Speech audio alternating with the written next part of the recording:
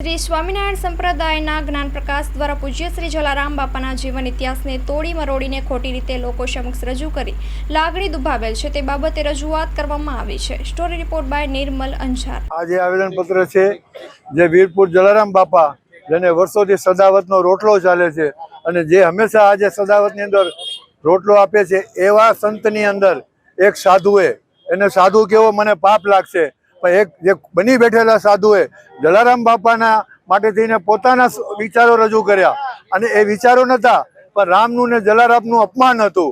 એટલે આજે આ જે જલારામ અમારો જે જલારામ છે એ બધાયનો છે, એક આલમનો નથી, જલારામ બધાયનો છે। તો આજે બધા અમારા સમાજોએ એક જ વિચાર કર્યો કે જલારામનું જે અપમાન કરે એ અમને ખપે નહીં અને માફી માંગે તો માફી પણ નહીં આપી। સંત માટે અમે તંત્રને કહી છે કે એની ધરપકડ થવી જોઈએ અને આવા માણસો જેલમાં જવા જોઈએ।